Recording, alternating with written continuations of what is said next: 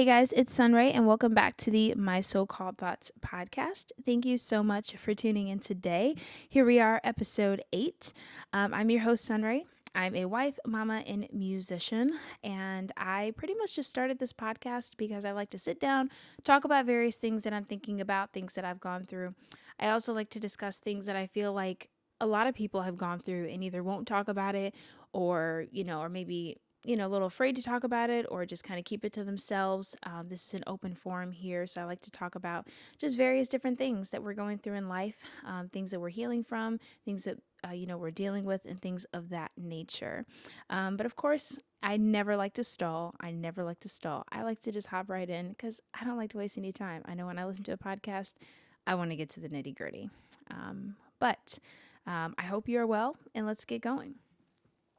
As you can see, the title, What No One Tells You About Pregnancy. Now, this is my story. Of course, I shouldn't even have to say this or preface this, but every pregnancy for a woman is different. Um, this is my story, but I feel like there are certain things that like no one talks about in pregnancy.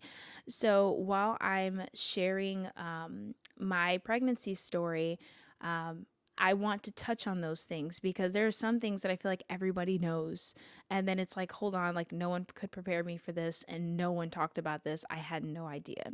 So I really want to talk about that. To give a little backstory, I am about a little over a year, a little over 12 months postpartum. My husband and I have an amazing baby boy.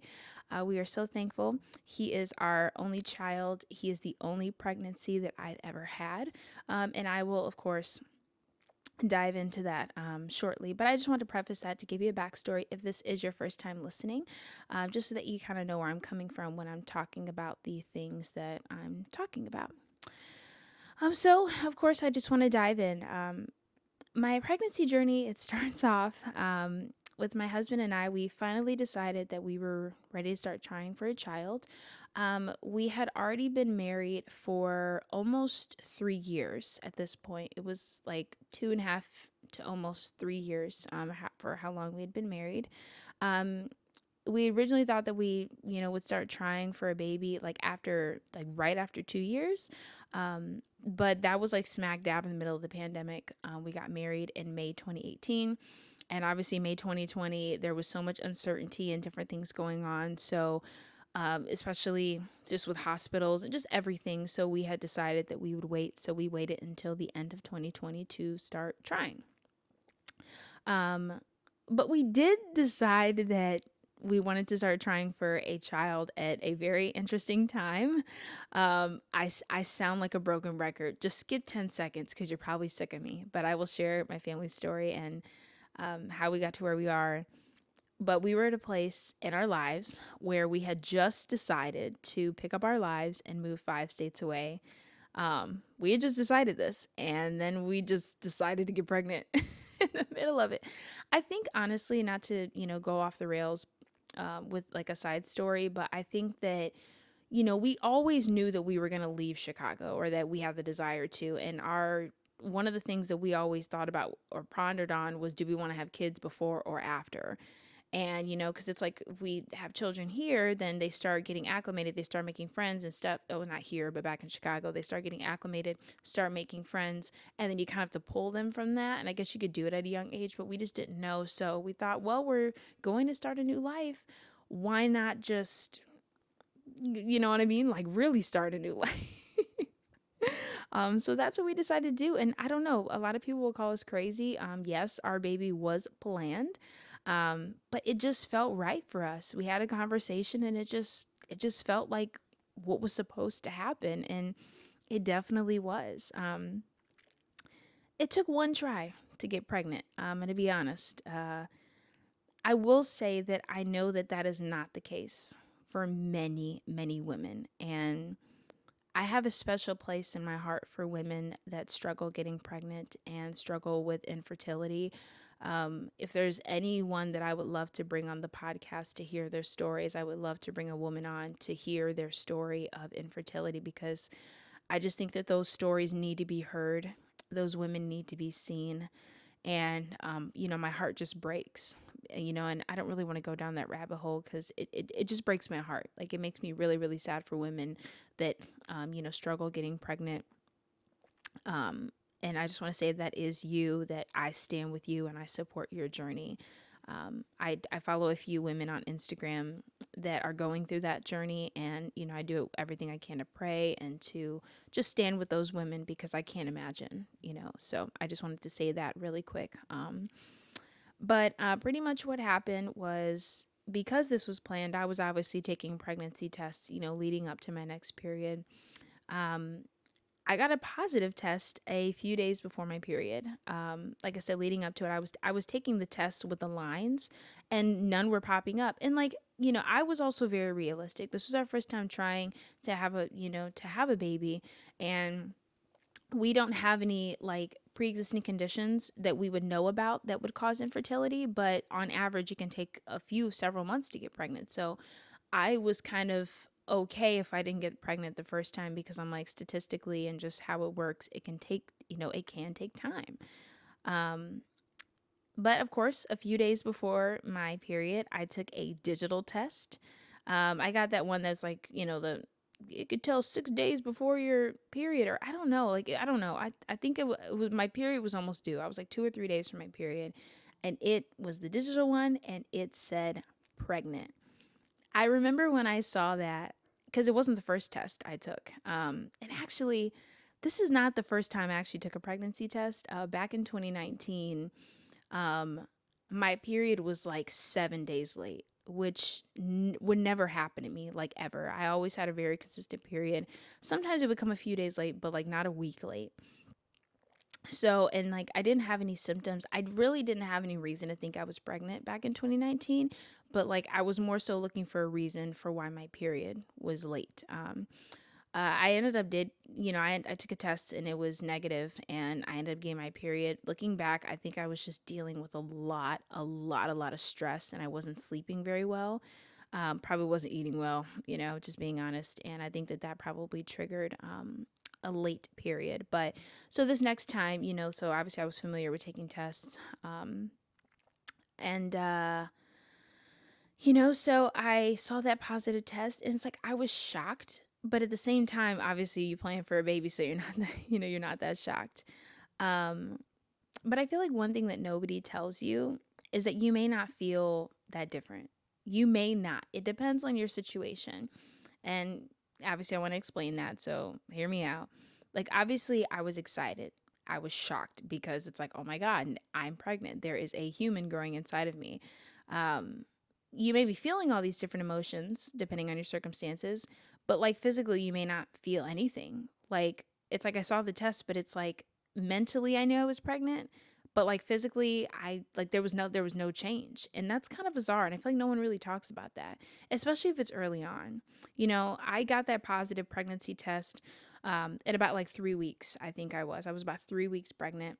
And, again, you may not feel pregnant. I had no symptoms. I had the positive test. I had the excitement and thrill because, like, oh my God, we got pregnant off the first try. Like, this is crazy. This doesn't really happen for many people. But nothing really had like changed, if that makes any sense. I hope that makes sense. And I feel like if you have gotten the positive test and you've been pregnant before, you probably understand what I mean. Like, this big change is happening, but you may not feel it physically in that moment. Obviously, it depends on how early you are. Some women, they can go several months not knowing that they're pregnant. They test pregnant and to test positive because they were feeling sick and stuff. That's why they took a test. So I know this could be different, but if you're like me and it's early on, you may not feel that different.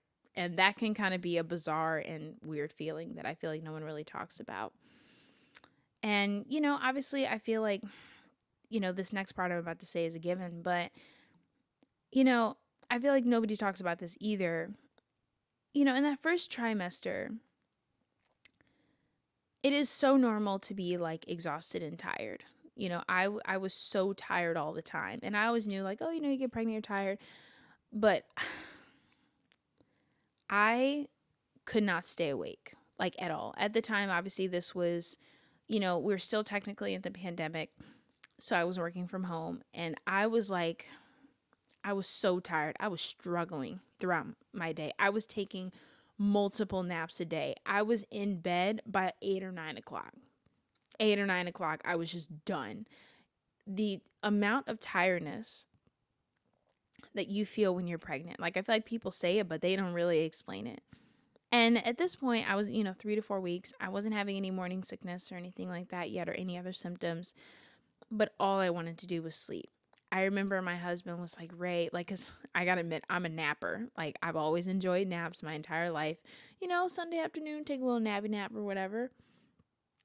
I used to come home from school and take a, quick little cat nap. Like, that's just who I am. But like, I remember my husband was like, Ray, I've never seen you this tired. Like, you are sleeping all the time. I just couldn't help it. I was so, so tired. Like, I knew that women get tired, but I didn't know it was this much. You know what I mean? It was crazy. At about like 5 or 6 weeks, that's when I started to experience extreme nausea. I like to say that I had evening sickness.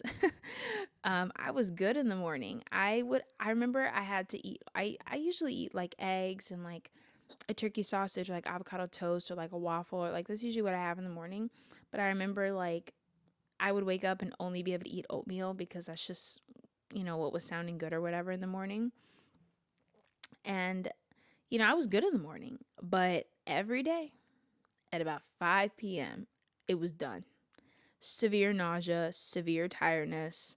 I remember finishing my work days since I was working from home in bed.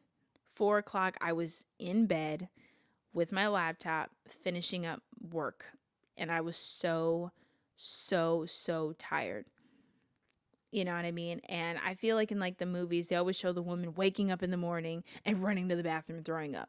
And I would say, I know that a lot of women do experience that, but like you may not be sick in the morning. You may be sick in the evening. And I remember my mom told me that that's how she was when she was pregnant with my sister and I. She was always sick in the evening. The same thing happened to her. It was evenings that were more tough for me. And it's just interesting. I feel like a lot of people don't mention that either. It's like morning sickness, you wake up and bleh, throwing up and stuff.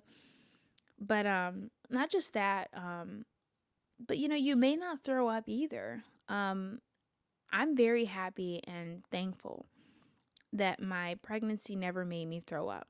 There were 2 times where I was taking these prenatals and they were disgusting. They taste like fish, and if you don't know, prenatals are huge. They are very big pills, and because I was already nauseous, I was having a hard time taking them and like not gagging and stuff. And I remember I took one of my prenatals and I ran straight to the bathroom. I couldn't keep it down and I threw it up. But I don't think that was the baby. Like, it was just the gagging and like the smell of the pill and stuff like that. But I never actually threw up due to my, due to the baby, at least in my opinion. But I did have the extreme nausea though. Sprite, ginger ale, like there's these also, they're called like Preggy Pops or something I found on Amazon, like these little like natural candies that have different properties in them that just kind of like just natural things that kind of help with nausea. I was popping those, eating them like candy, and that really did help. Um, Most people know this aspect too. As far as um, my journey, eating became very difficult. Um, Around like 5 to 8 weeks, I think it was. Like, everything sounded gross to me. You know what? But I will say, like, I wanted fast food. Grease and like fries and like fried chicken, like stuff like that. That did sound good to me.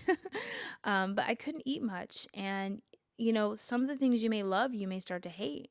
Like, I love avocados, but like, I despise them. I couldn't even imagine, like, I'm the type where I could just eat avocado. Like, I could just eat it by itself and be fine.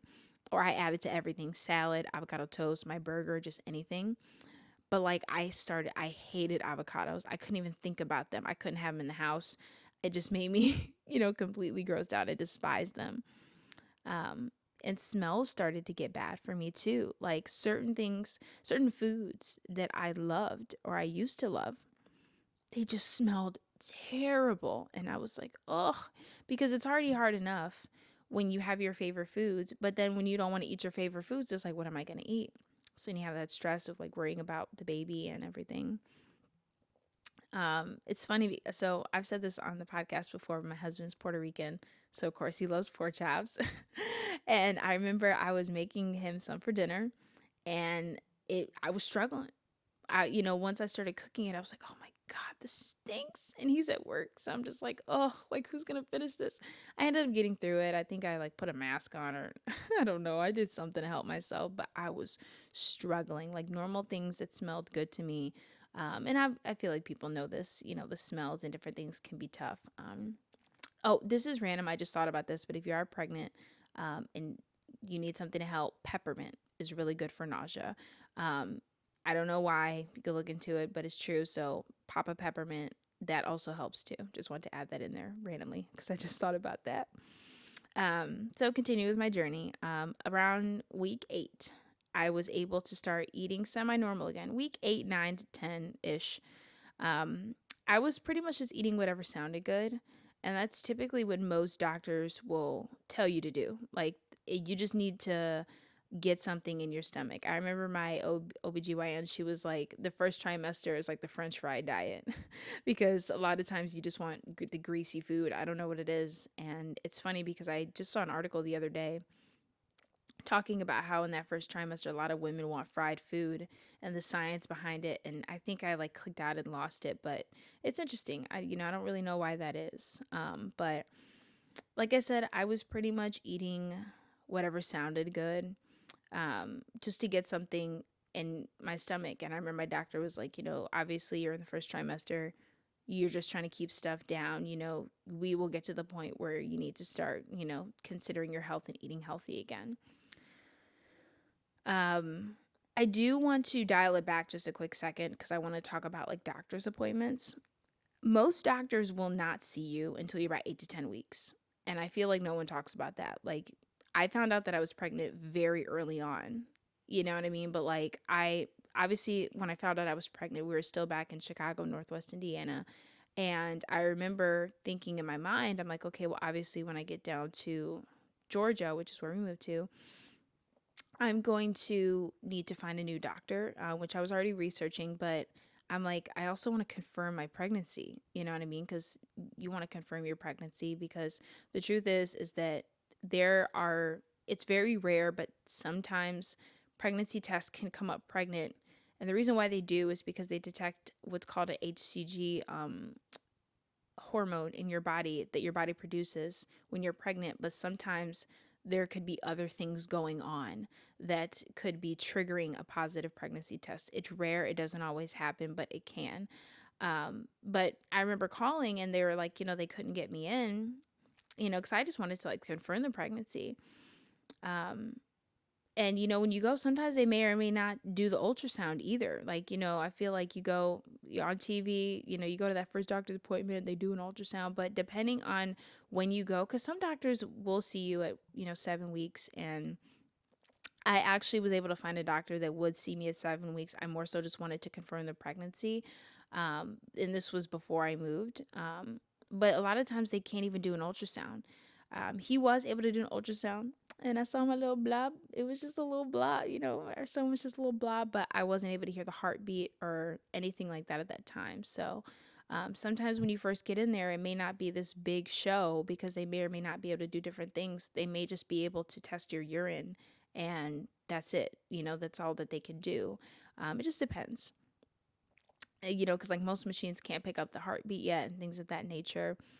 But once I moved, once we got down here, I literally had my 11-week appointment on our move-in day.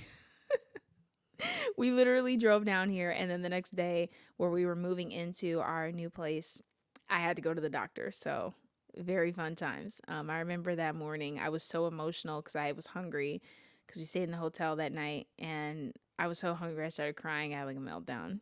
Pregnancy hormones.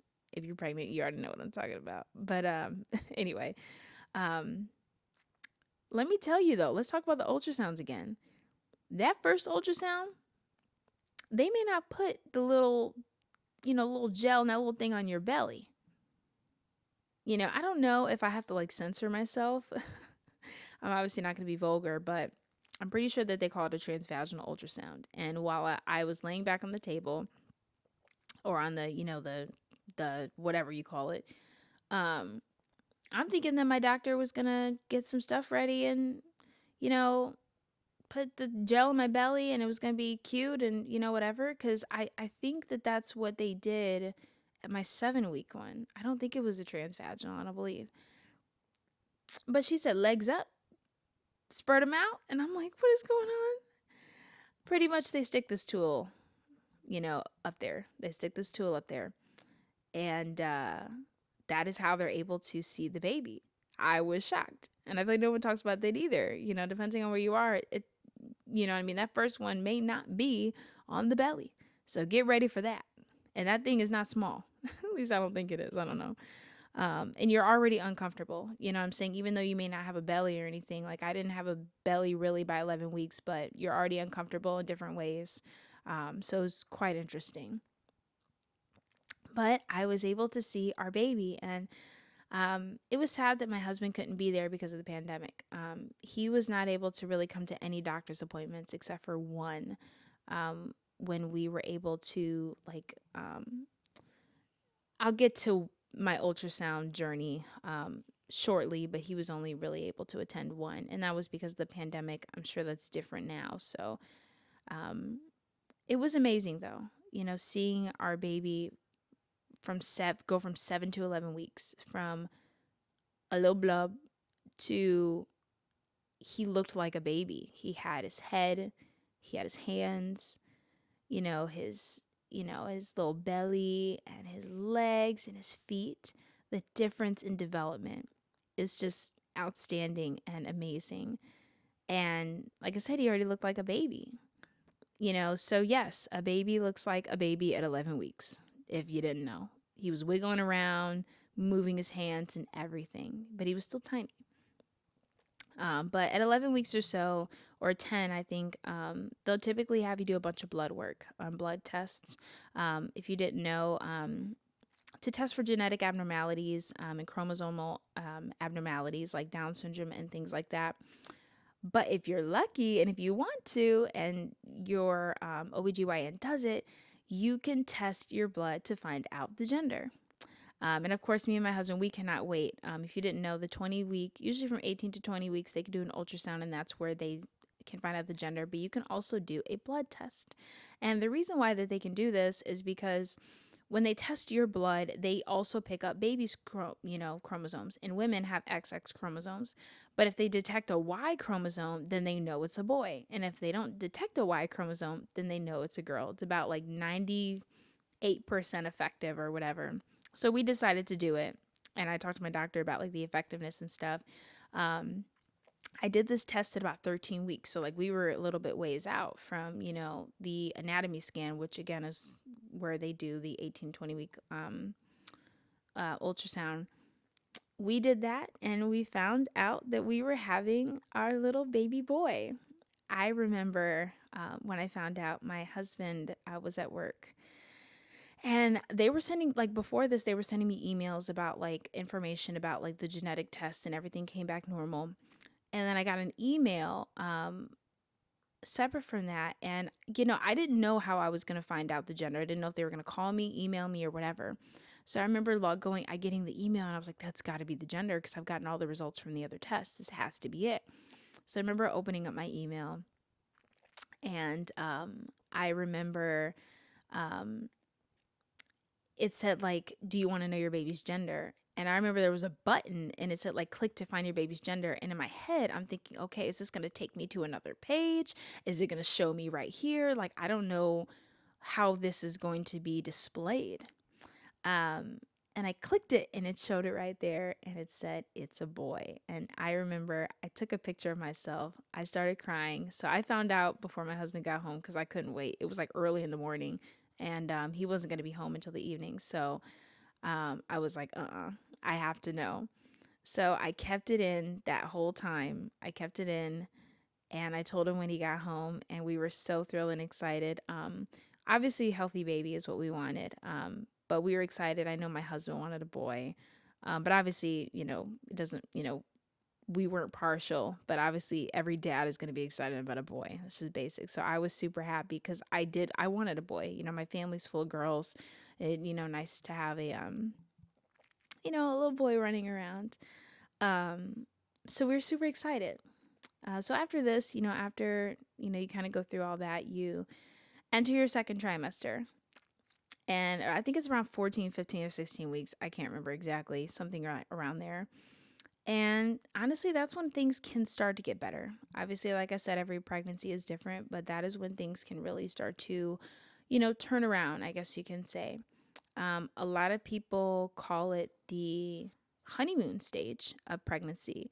And for me, that was actually the truth. I was nervous that that wouldn't happen and I would still be sick and stuff like that. But I actually stopped. The nausea completely went away and I was in the honeymoon stage of my pregnancy. I was feeling amazing, absolutely amazing. I had my energy back. I wasn't taking naps all over the place. I could eat anything again. So I started eating healthy again.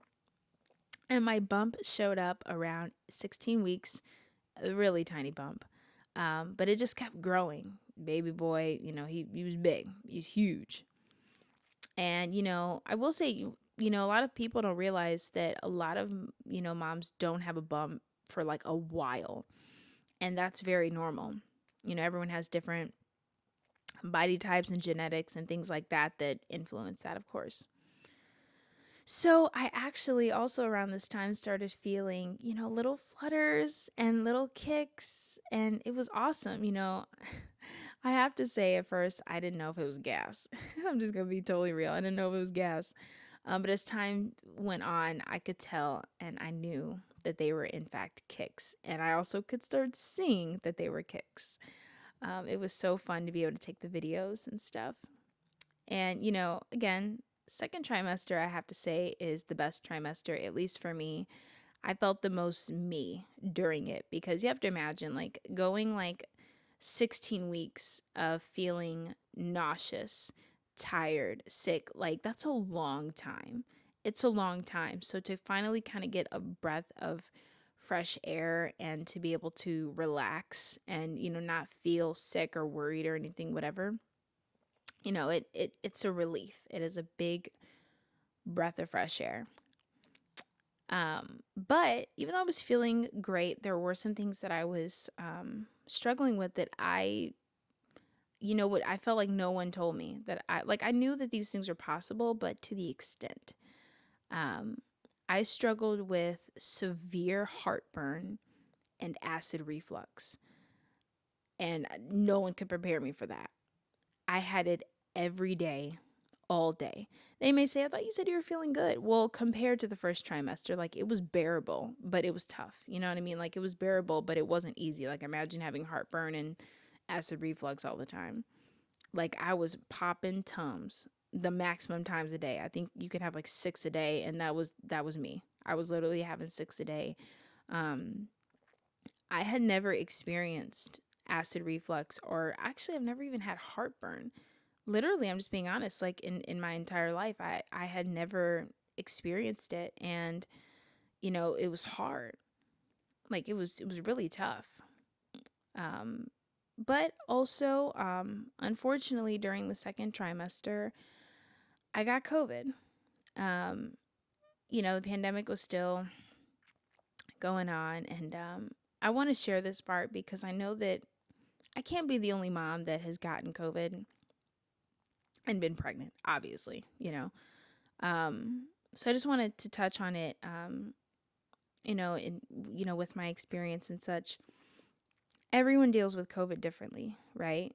Most people have similar symptoms, but some people's bodies react differently. And for me, I didn't even know that I had COVID. I didn't have a fever. I didn't have any issues breathing. Um, in the springtime in Georgia, the pollen is really bad. So for me, I was already having sinus issues. I was even having sinus issues ever since I got pregnant. So I thought that they were just being intensified because the pollen and since it was springtime outside by this time. Um, but then I lost my taste and smell, which was the weirdest thing to experience while pregnant. Like I remember like things just tasted weird. Like I couldn't smell. I literally could not taste or smell. It's the most bizarre feeling in the world not to be able to taste or smell. Like it's especially taste, and it's just weird. It is so weird. Um, but when that happened, I called my OB and they recommended that I go get tested, and it was scary because I remember I tested positive, but I felt okay. Like I said, no fever, no nothing. I just had like my nose was just messed up. Like it felt like I had like blockage in my nose and I couldn't taste or smell. And it was scary because at the time there wasn't a lot of knowledge about pregnancy and COVID. Um, there wasn't really much information. Um, and I remember I called my OBGYN back, and at this point I think I was like 18 or 19 weeks or 20, or like I remember I just did my anatomy scan. And with the anatomy scan, like I said, they do the ultrasound. They pretty much are just checking for all limbs and all the heart and all that type of stuff. And it's really cool to see. So I had the peace of mind that my baby had like everything he needed. Like he had like his heart was there, his brain was fully developed. Like you're able to see that type of stuff. But that I thank God for that. But that was the only peace of mind that I had, was that he was developed. You know what I mean? Like I was able to see his rib cage. He had all of his fingers, all of his toes. I was able to see like his brain inside of it, and things like that. And that's what you can see during the anatomy scan, which is amazing. And I already knew he was a boy, of course, and that was confirmed. But that was the only peace of mind that I had. Because I had COVID, I couldn't come to my doctor to get checked or for them to check on baby. I had to wait for 2 weeks because back then that was the incubation period, or whatever, or 14 days. I had to wait, which by the time that was happening, I actually had another appointment coming up. So again, I am very, very thankful and blessed that everything ended up being okay. My heart goes out to any mamas who contracted COVID and didn't have a positive result in the end. My heart goes out to you. And, you know, I'm just so thankful. I don't really know what else to say except I'm just very, very, very, very thankful that baby boy was okay and that I was okay and I recovered from it. But, speaking of having COVID, there was not much that I could do to get through it. You know, which makes me want to talk about a specific aspect of pregnancy that I feel like people don't talk about. Um, just to close that, COVID chapter or whatever I talked about, I literally was just all you could take. I think they advised me to take like a little, like a small baby aspirin, just to like, I guess it's like it thins your blood, but you can't do it too much because it can harm baby. Like you can't take too much, to help because people get blood clots when they have COVID. And I guess I could take Tylenol if I had a headache or whatever. And that's it. And I was literally drinking hot water with lemon and honey to just boost my immune system, because that was literally all I can do. Because when you're pregnant, there's really not much medication that you can take. You can't take ibuprofen, can't take different cough medicines, just various different things that you cannot do while pregnant. You can take Tums, you can take Tylenol, maybe a couple other things, like I was using a sinus spray to help, but you can only use it for like 3 days. But if you're sick or not feeling well, there's really not much that you can do, like at all. Like most medications are not safe for the baby. So if you're sick, you're just kind of SOL. And it sucks to say that, but that's just kind of the reality. There's really not much else that you can do. And, this part that I mentioned that no one wants to really talks about, since there's so much that you can't do while pregnant, it can be tough. Like you can't take medication. You can't have so many basic foods. Like, I just remember every time I would eat, I was paranoid about what it was. Like, because you can't have like They tell you not to have like certain deli meat unless it's like cooked. You can't have sushi. You can't have this. You can't have that. Like if you're gonna have Caesar dressing, is there any eggs in it? Are they cooked all the way through? You have to have eggs that are cooked all the way through. I can't even remember all the list of things that you cannot have um, while pregnant, and that's just not recommended while you're pregnant. Um, and I just remember there were so many things I just couldn't do physically either, of course. I'm not talking about lifting stuff, just certain things that are just not, healthy or good for pregnant women. And that could be very lonely, especially if you don't have like any other friends that are pregnant with you. And I didn't have that. I was in a new state and I didn't have any friends that were pregnant. I obviously have several women around me, like my sister, my sister in law, my mom, and different, friends and stuff that have been pregnant that I could like talk to about like relative, pregnancy experiences. But to have someone be pregnant with you or just, I don't know, I guess it's just, different and it can be lonely when there's just so much that you can't do. And, it was hard, like I said, because I feel like I couldn't relate to anybody at the time. Even though I have those women in my life that, of course, again, had experienced pregnancy, like it's just not the same feeling. And, one of the biggest things I feel like no one talks about while being pregnant is that you may not enjoy it. And that's just the straight up truth.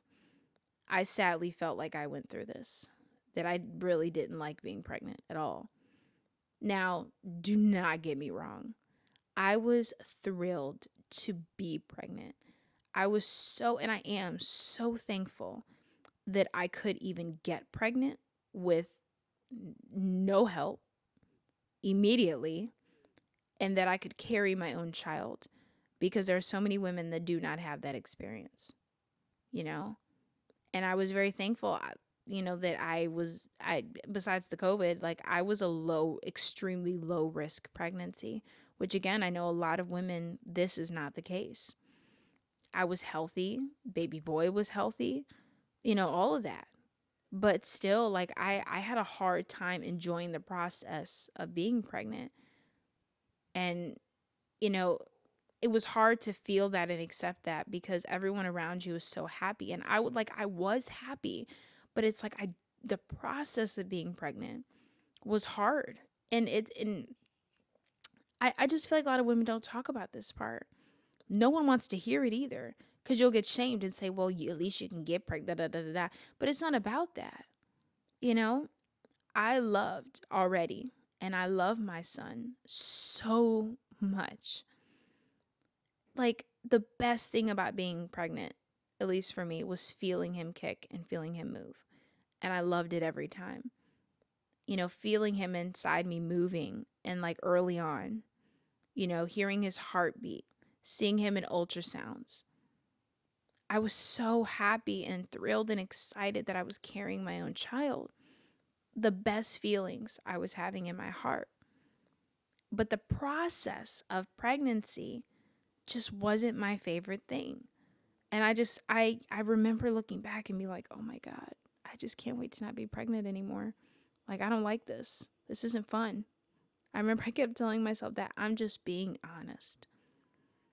I can't, and I can't even imagine how other moms feel, who may have had consistent pregnancy symptoms like sickness and different things throughout the whole pregnancy or just having complications. Like I can't even imagine how they must feel if I'm over here feeling this. And maybe I'm wrong, maybe I'm right, I don't know.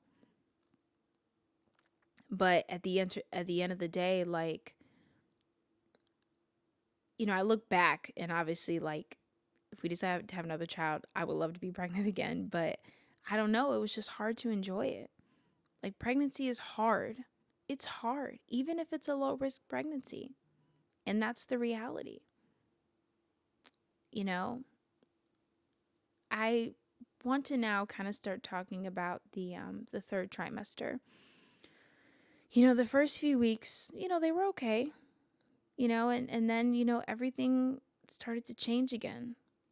Around this, you enter your third trimester, I think, when you're like week 28 or 20, something like that, 27, 28, 26. I don't remember.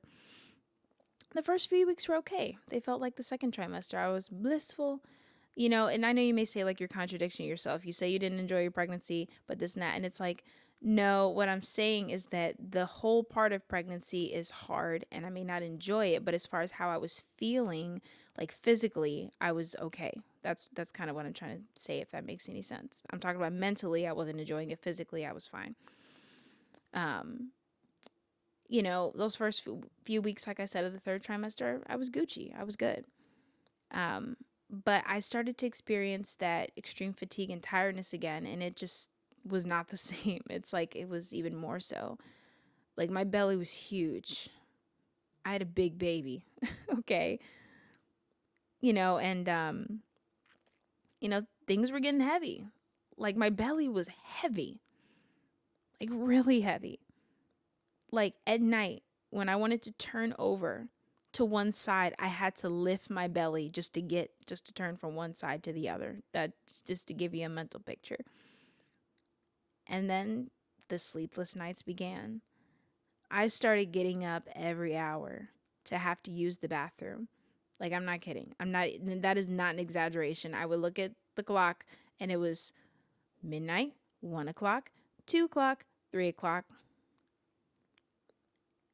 And, this was going on, like, starting it off at like 31 weeks. Like, I believe, like, he had to be sitting on my bladder. And it would only be like a drop that came out. So imagine getting up constantly and it's just like bloop, bloop, that's it. But like you feel like you have to go and it wakes you up. And I couldn't sleep, you know? And then also I was getting up to eat. Literally at 2 a.m. I was up making freaking instant grits. That's what I was craving. That's what we wanted. And also, it's better to have grits than like a bunch of cookies or something. But that's what I was doing. Getting up, eating, yum, go back to sleep. I was hungry at like 2 a.m., 2, 3 a.m. every night. I was hungry. They say that these nights that they help you prepare for the sleepless nights with the baby. And I'm not even going to comment because they're just two different worlds. But you know what? There's something that no one could prepare me for. Lightning crotch. And you're probably, if you haven't been pregnant, you're probably like, lightning crotch. What is that? Oh my God, I can't talk about this enough. I did not fully understand what I was experiencing. It wasn't until after I had my baby and I was just looking at random stuff. I was like, so that's what that was. Freaking lightning crotch. I thought I was having contractions. Nope. Obviously, after having, the baby, I'm like, that was not a contraction. Freaking lightning crotch. So I'm going to try to like explain this if you don't know. It is, I don't even know how to explain it, but I'm going to try. It is this weird sensation where you have like this extreme pain. It almost feels like lightning. It goes from your crotch down to your leg and it like shoots up. I don't know how to describe it, but it's extremely painful. Like I would have a hard time standing up. I'd have to grab something when I was experiencing this. Like I would be just in the shower showering and I'd have to grab onto the rails when I would be feeling it and it hurts. I don't even know how to I just don't know how to describe it. Just look it up and maybe you'll find a better explanation. Because it's just hard. So, I'm peeing every hour. And again, this started at 31 weeks. You have to think pregnancy goes all the way up to 40, or even further. So just do the math. Lightning crotch. I'm getting up to eat every night, 2, 3, 4 o'clock in the morning. And, as I got closer to my due date, I had to start making decisions, regarding my labor and my plan. I knew I was going to give birth in a hospital with, my OBGYN. And I was open to getting that epidural. By this time I'm watching birth videos like crazy on YouTube. And I was very, very open to getting the epidural. And because I'm just the type where it's like I want to go natural, but like at the end of the day, I wanted a positive birth experience and I was okay with being numbed. And that's just me. If you're pregnant or you'd like to be pregnant in the future, mama, make your own decision, you know. But also my plan was to have our baby vaginally. I did not want a C-section. And I'll get into that in just a few moments. But I looked forward to that time where I'd be home and my water would break and I'd start having contractions and I'd go to the hospital. And me and my husband would look at each other and we would say, "It's time. My baby is coming." And we'd be so excited. But no one talks about how that may not happen ever. I don't know the percentage, but most women's waters don't break. It ends up getting broken at the hospital. And that's just reality. But I looked forward to that moment. And you will see in just a few moments that, and I'll obviously I'm telling my story all the way up until getting in the hospital, but that did not happen for me, and I will get there. Baby boy was measuring huge the entire pregnancy. Like he was like a week and a half ahead. And I know that a lot of people will say, "Oh, well, when they do that, like when pretty much what they do is when they do the ultrasound, you can kind of see, you can kind of see the weight or the estimated weight." And I don't know if I mentioned this before. I think I forgot to mention it, but I had to start getting ultrasounds monthly after I had COVID because the only thing that they knew about pregnancy and COVID at the time is that you can end up having preterm labor happen or your baby will be underdeveloped. So they like to monitor the growth. So I had to have consistent ultrasounds. I know some people say, "Oh my God, all those ultrasounds not good for the baby." It didn't affect us one bit. I don't know the science behind why people say that, but I did have that happen. So obviously I'm getting ultrasounds monthly and he's just growing and growing and getting bigger. And the proof was in my belly. Like my belly was huge. When I was pregnant, I gained I think I gained about 30, a little bit over 30 pounds, but it was all like I was all belly, like just, all belly. Um, and my husband and his brothers, they were big babies, like over 8 pounds. So like we were expecting him to be a large baby, like it was, and I think I was over 8 pounds. So like, we were kind of expecting him to be large, and the evidence was there. Um, and kind of going back to thinking about like my plan, I really didn't want a C-section. That's just my personal choice, unless medically necessary, of course. Nothing against a C-section. Like if you got a C-section, you are valid, and you gave. A lot of people like to say that you had a C-section, you didn't give birth. No, you gave birth, you had your child. It was just through a different route, and there's nothing wrong with that. I hate when people try to invalidate women that have C-sections.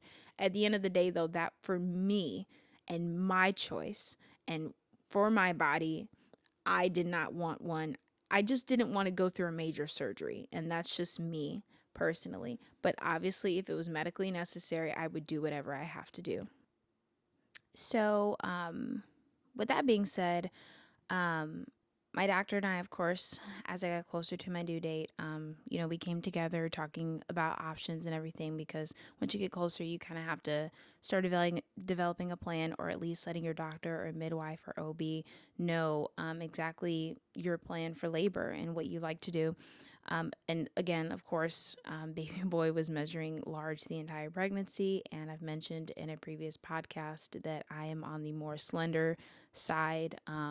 So, I guess for me, like, obviously my OB has delivered many babies for many women, but my concern was him being too large and maybe getting stuck or something, because that can happen. Like a baby could come out, but then their arm gets stuck or something happens. And I just really wanted to, prevent things like that. So we would have, the conversations of that. And it was more so me that brought it up. Like my doctor didn't say like, "Oh, hey, your baby's big. So, what are we going to do?" It was more so me and my concern. And my doctor, of course, reassured me that, of course, we're not going to push you to have a C-section because of his size. Obviously that will only need to take place if medically necessary, or if that's something that you decide that you want to do.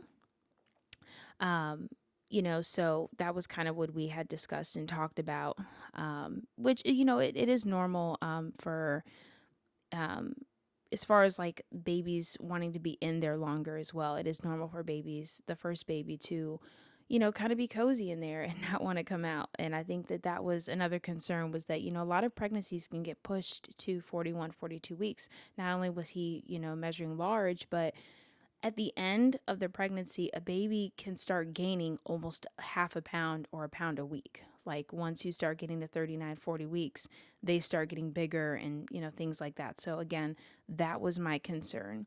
And I remember I think they can start like checking to see if you're dilated. I think it may be 37 weeks. I think that's when they can start checking if that's what you want. And, obviously by then I wasn't even dilated. I was like you know, half a centimeter or, whatever. Baby boy was cozy in there.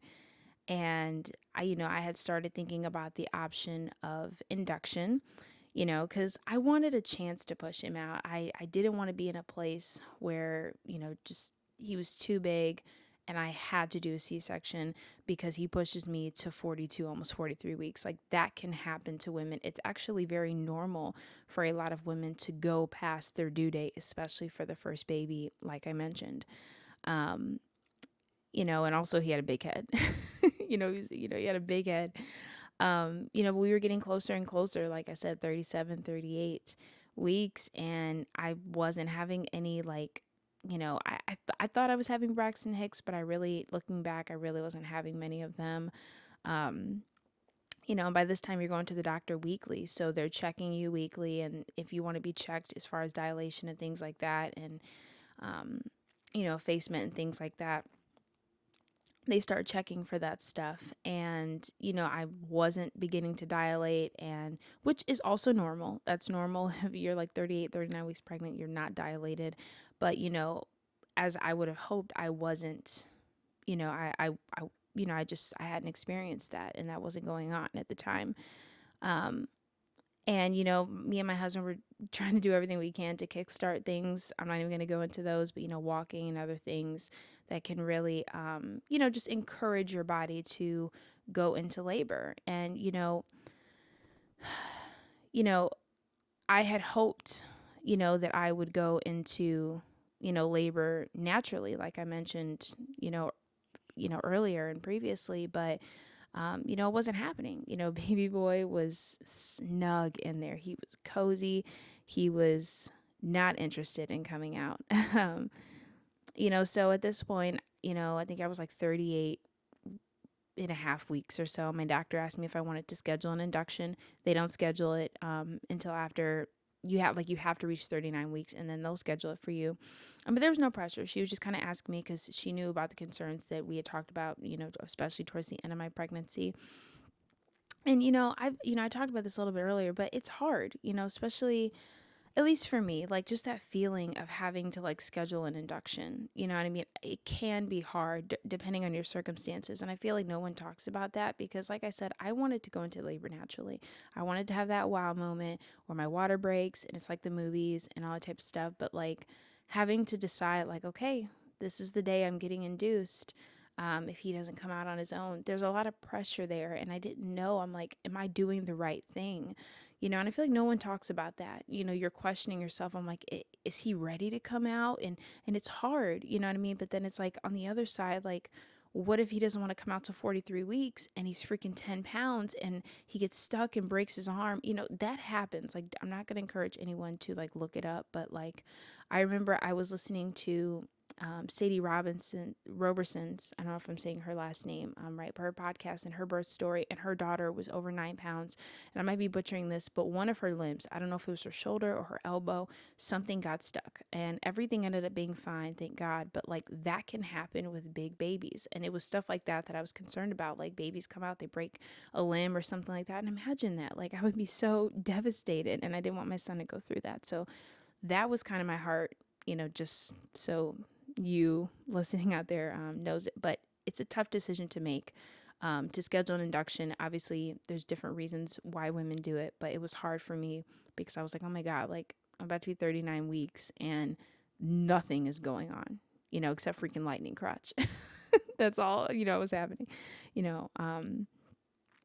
So I didn't have that wow moment. I think it was one of my last appointments. My doctor swept my membrane, and if you don't know what that is, what they do is, I'm going to try to explain this the best way I possibly can, but they pretty much, it's kind of like when they check to see, pretty much like when they check to see if you're dilating, they like stick their finger up and they know how to like measure how many centimeters. In order to give birth, you need to be 10 centimeters dilated and 100% effaced. And again, there's a lot of different terms there. I would definitely recommend you do your research because I'm not a doctor. Look into it and you'll know exactly what I mean. But as far as having your membrane sweep, it's like they pretty much are like sweeping the membrane. It's kind of like encouraging labor. And it's, I know I'm going to butcher it because it's been so long since I've like looked into this, but it's pretty much just encouraging labor where they sweep the membrane, in the birth canal and, look it up, okay? Because I really don't want to butcher it. And I know if your mom listening, you're probably like, she doesn't know what she's talking about. Hey, it's been a year, so I don't remember this stuff. But just look it up. It encourages labor. Just know that it encourages labor. I will tell you this. Getting your membrane sweet and getting checked freaking hurts. Oh my God. I was dreading my doctor's appointments, the last ones, just getting checked and stuff because it freaking hurts. And sweeping the membrane, that freaking hurts like a mother. Like, it is so freaking painful. But anyway, my doctor did that because just to try to encourage labor. And I ended up a couple days later, I ended up losing my mucus plug, which if you don't know what that is, just think about it. It's a plug, you know what I mean? Where it's kind of keeping everything. It's pretty much a plug that's keeping any bacteria or anything from getting to baby, through the vagina, cervix, and birth canal and all that type of stuff. So she did that, and I ended up starting to lose my mucus plug. And, I was getting excited, but the only thing about that is that when you lose your mucus plug, you could still not have baby for days or weeks. And like, that's the reality of it. But I was at least getting excited. I'm like, oh, something is happening, right? Um, but I have to say, nothing ended up happening, which is normal, like I mentioned, but nothing ended up happening for me. I scheduled my induction. It was scheduled like right before, a couple days before I would hit 40 weeks. So, you know, I felt comfortable with that because I was like, I think I was going to be 40 weeks 2 days after the induction. So I'm like, as far as a fully developed baby, I'm saying, it's not like I was scheduling it at 37 weeks or anything like that. And of course, nothing to any mom that has had to do that because of, it being medically necessary. But I felt comfortable with the decision if I didn't go into labor because I'm like, at least I'd be almost 40 weeks. And if he's not here, and he could have came, he could have came 2 days after 40 weeks, but once I made the decision, me and my husband made the decision, and that was it. I was still praying and hoping that he would come naturally, but that is not what took place. My induction was scheduled on a Sunday evening at 7 p.m. So, leading up to that point, all I had lost was my mucus plug, and that was it. And I was feeling a little bit discouraged, but I was like, you know what? Everything happens for a reason. And I'm going to go get my son. We're going to go get our son, and that's what we're going to do. And this is the decision that we made for us. So before that, my husband and I went to Chili's and we had dinner because I wanted to eat as much as I could because, if you didn't know, if you do decide to get the epidural, you cannot eat except like ice chips. So, I was like, okay, I need to like fill up my stomach because the thing about inductions is that either it kickstarts things and baby is here in a few hours, or it can take a very long time. So I didn't know when's the next time I was going to eat. So we had Chili's, and we had dinner together, and it was great to just talk and spend time together and, just be excited about our baby boy. We went home, we packed up the car, and we went to the hospital. And that's kind of the end of that part of the story. We went to the hospital. I got into my room. I did all my paperwork, and they set me up for labor. Now, sorry to say, I am going to stop the story there because there is a part 2 to this podcast. I'm going to do an episode about my postpartum and, my labor and postpartum story. So that is coming right after this. So be sure to check that out because I don't want to be too anticlimactic. But essentially, that is what took place. It was tough, but I will say before I ruin, I'm not going to go into the postpartum and labor aspect or labor and postpartum rather, but I'm thankful that I did the induction. It was the right thing for me. And if you take anything away from this podcast, if you're a mom to be, or you've got no kids, but you want to be a mom one day, you know, make the decision that's right for you.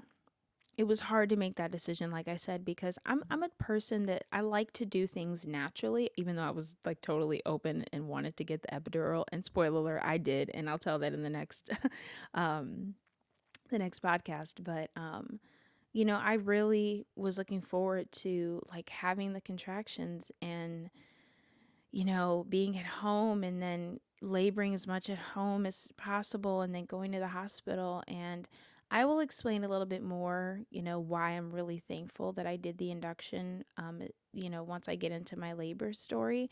But I have no regrets at all. I have no regrets. I'm very happy that we made that decision. It was the best thing for our family, and I don't regret getting induced. So if you are interested in getting induced, I'm going to talk about like that process, and what that's like and everything on the next podcast. But again, no regrets. Happy I did it. And, you know, I don't know what would have happened if I didn't do it. And you will hear why in the next podcast. So don't mean to leave a little cliffhanger, but I do want to stop there. I hope that if you didn't know much about labor, that you did learn something today. I'm not sitting here trying to be a teacher, but just trying to, you know, share my story or whatever. So if there's things you didn't know, I know for me, there was a lot of stuff that I didn't know about, and I wish that somebody would have told me. So that's kind of what I want this podcast to be. Or if you are a mom and you've been through this, hopefully we could just come together and share our stories together and talk about, you know, and just talk about what we've been through. I know every mom has her own journey, as far as having her children, and every journey is valid, no matter how you got there, as long as you have your baby. And even if you have an angel baby or anything like that, you are still valid, and your journey is important. So, thank you so much for tuning into the podcast today. Again, look out for part 2, where I'm going to be talking about some of the things that no one kind of tells you or prepares you for when it comes to labor and postpartum. So look out for that. That'll be out next week, of course. We have new episodes every Thursday. Of course, the podcast is available on Anchor, Spotify, Apple Podcasts, and YouTube. Be sure to leave a like on the YouTube video, a comment, or leave a review. And also be sure to subscribe to your podcast platform of choice. But thank you again for listening. This is probably one of my longer episodes, and I know part 2 is going to be long as well. But thank you for tuning in again. Oh, and also don't forget to follow the Instagram page, which is at my so-called thoughts pod. Again, that's at my so-called thoughts pod. So thank you again so much. Quick prayer at the end of the podcast. I want to just say a prayer for all of the mamas out there, and just pray that you feel strength no matter what season you are in your life as a mother, that you would find strength and that you would be able to obtain the wisdom to be the best mom that you can be. And if you're a dad listening, or you want to be a dad, or you're not a mom or anything, that I just pray that you will just find the strength to get through whatever you're dealing with in your life, so that you can get to that next season of your life, and that you'd be able to obtain the wisdom as well to walk through it. But thank you again for tuning in. I hope you are doing well wherever you are in your life. But once again, this is Sunray, and I'm out. Peace.